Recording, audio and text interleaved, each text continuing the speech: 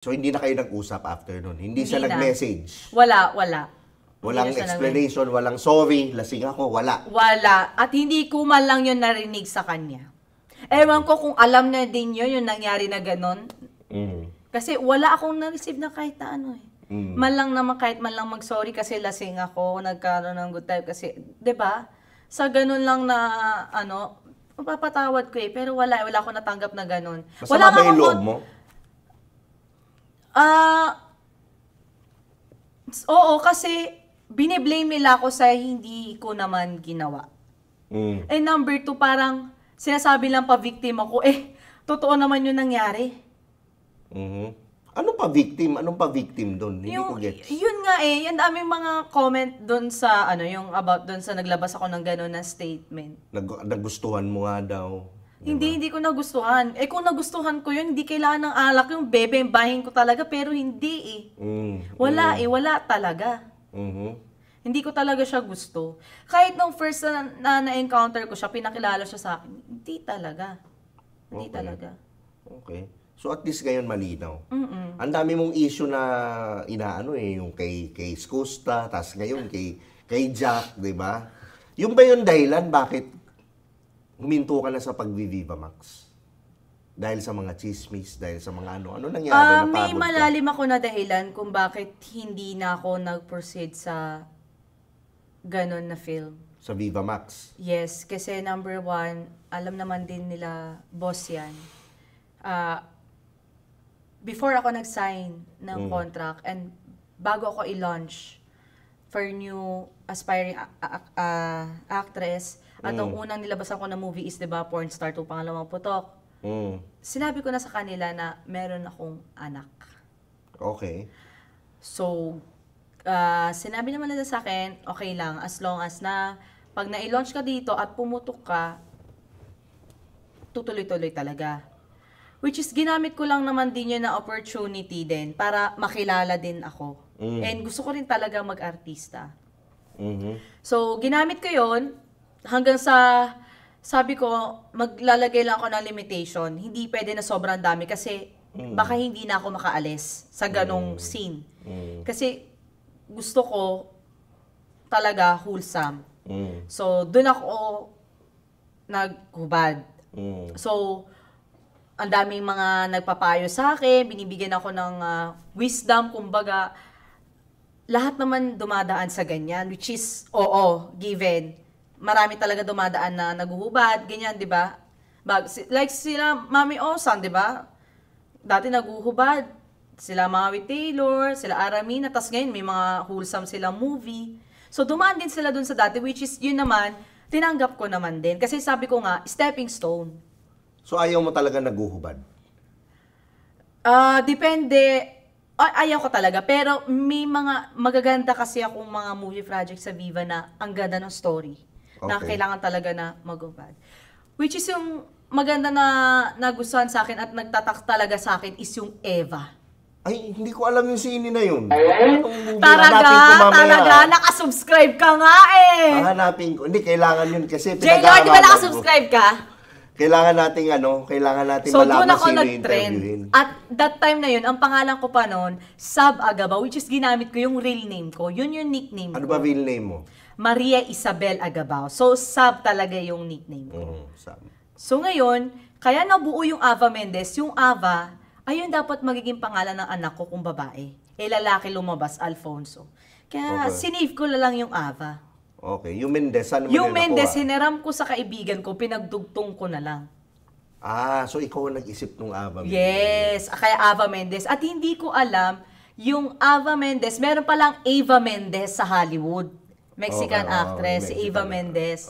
So, coincidence. Tapos sinabi ko na rin yan kila boss doon na sabi ko mag-change ako ng name. So, nagustuhan nila yung Ava Mendez. So, doon na yun nag-start. Doon na nag-start. Actually, doon ka pumutok hindi yun sa sabi. Pero, nung huminto ka, sinabi mo na sa kanila, ayaw mo na. Ayoko na kasi, tawag dito, nakita ko kasi si Alfonso, lalaki. So, lumalaki yon. So, natakot din ako, baka mamaya mabully siya sa school. So, yun yung kinakatakot ko. Baka sabihin sa kanya, oh, I saw your mom naked on the movie. Oo. Ganon. Tapos yung mga kasambahay doon na naghahatid sa mga bata, nakasubscribe sa akin sa sa streaming. So, syempre, nahihiya ko. Pati yung mga tatay din. Nakailang pelikula naghahatid na ako sa anak ko minsan kasi sa school. Naghahatid ako. Kasi, syempre, gusto ko na yung matry, di ba? Pero yung mom and dad ko, ayaw talaga nila na pumupunta ako sa school kasi naiintindihan nila yung trabaho ko. Okay. So, hindi pwede ma-expose si Alfonso. Hindi rin siya pwede na malaman na anak mo siya. Ganyan. Okay. Tapos, nagkaroon ako ng realization, hanggang kailan mo itatago? Hanggang kailan ka magpapatuloy sa ganito? So, ayun na yung parang naging downloads ko na, I need to stop. Total na ako eh. Parang feel ko, nandun na yung satisfaction ko na, parang enough na to, okay na to. Wala akong kailangan patunayan, wala akong kailangan i-prove kasi nagawa ko na. And then, doon ako nag-decide, sinabi ko kay Boss Vic, na lumalaki na si Alfonso. And ayoko siya mabubuli sa school kasi ang hirap. Grabe ang discrimination natin dito sa Pilipinas, alam mo yan. Ano yung pinakamatinding discrimination na binig mo? Kasi ako talaga since high school, since first year high school hanggang fourth year high school, dinala ko yan. Isa din yan siguro sa struggle ko. Yung lagi ako nabubuli. Dahil? Nabubuli ako dahil sinisisi nila ako, dahil may mga high school sweethearts. Tapos yung mga boyfriend nila, tropa ko, tapos kaibigan ko, tapos yung mga iba doon, kinilalandi ko, which is hindi naman totoo. Tapos, that time na yon, my tito was also a politician. So, nabubuli ako dahil sa kanya, dahil siguro sa mga projects na hindi nagagawa before, pero actually, nagawa naman niya lahat. So, ganun yung mga naging parang trauma ko nung high school na natanggal ko na ngayon. So, salamat sa Sacred Ceremony. Diba? Shout out spirituality. And, and then, ayun din yung nagpatibay sa akin sa lahat ng mga naging experience ko. Okay. Ano sabi ni Boss Vic nung ayaw mo na? Nung last movie ko, which is yung Domi. Ay, hindi ko rin alam. So, doon ako nag-decide na to stop doing the adult film. Okay. Ano sabi sa'yo? So, nung una parang medyo nalulungkot. Kasi that time nun, kasabay yun yung issue ko na na-link ako sa isang rap artist. Which is totoo naman. Yes, which is totoo. At good thing with him is na isa din siya sa dahilan. Kumbaga, pinayuhan niya din ako in a good sense na siya din yung naglagay ng bullets para ma-pull ko yung trigger. Na sabi niya, hindi mo deserve yung ganito na napapalabas ka lang na adult na ganito. You have so much more. Marami ka pang pwedeng gawin, hindi lang yun kasi parang feel ko hindi mo yan bagay at hindi ka babagay kung ganyan lang ka palagi. Saka actually magaling ka ng mga artista talaga. Nakikita ako naman doon. So parang ayun yung parang naging awakening ko din. So masasabi ko rin kasi yung sa amin din ng naging past boyfriend ko. Meron kami mga misunderstanding pero yung breakup namin hindi masakit kasi why? Iba kami ng direction Iba yung path niya, iba yung path ko. Okay. And as ambisyosa, syempre marami akong pangarap. Ayoko na, pipigilan mo ko. Yung income mo, hindi ka ba nahirapan? Kasi malaki ba kinikita mo sa Viva Max? Malaki. Like how much? I cannot disclose. Di-disclose mo na sa isa. Hindi. So, ayun. Sorry.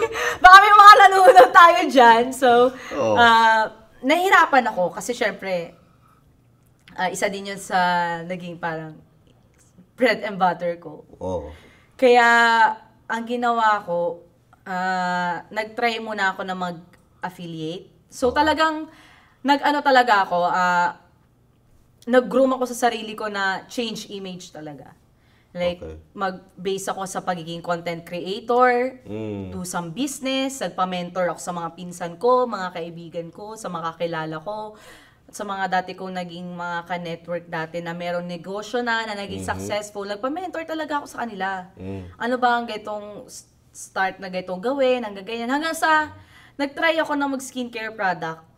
Okay siya, nung pero parang niloko lang din ako. So, hindi ko na siya tinuloy. Pero may plano ulit akong ituloy yan soon kasi may mga inuuna lang din ako. Kasi syempre, meron akong food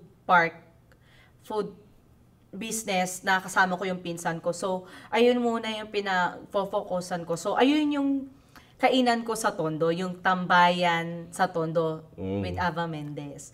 So, may mga kainan yon. Tapos may sa second floor naman, mga arcade game. Tapos nagbebenta din ako ng mga sapatos. Yon. So halos lahat nagbebenta talaga ako. Wala pagdating sa negosyo kahit na anong pwede ko ibenta. Nagbibigas nga ako, nagsisibuyas din ako eh. Oo, nakita ko yun. Basmati binibenta ko, meron din ako mga Vietnam rice, mga import rice. Ayan. So yun yung ginagawa ko talaga. Doon lang ako nag-focus at saka sa pagiging content creator ko. Yun lang.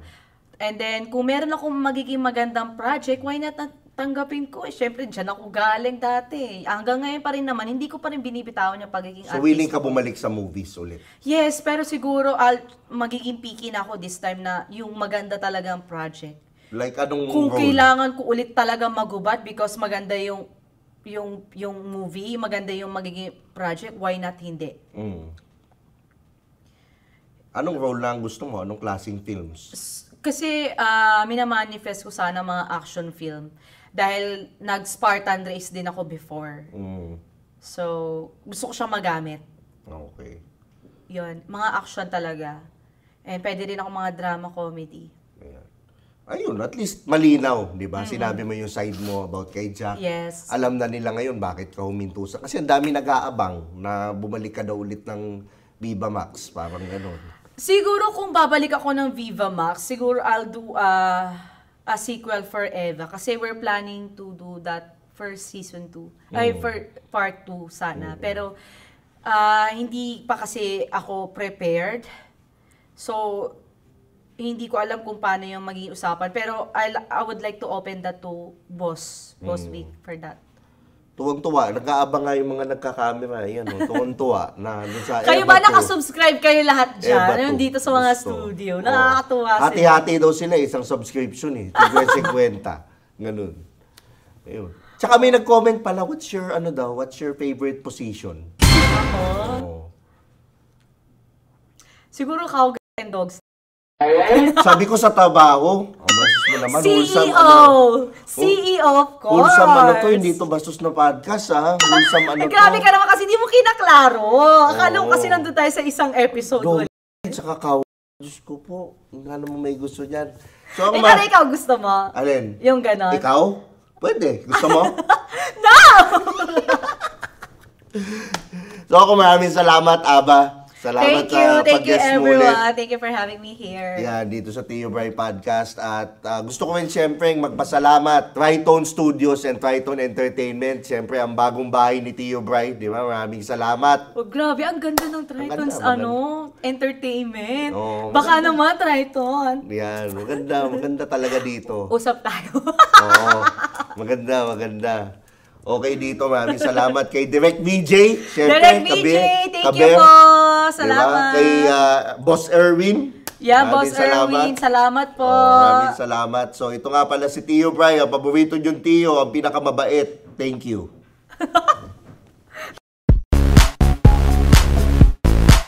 Oh, yeah. Urban Nation. B-Chop. Here's another one. We got a situation right here. Sabi nila ako daw ay pabling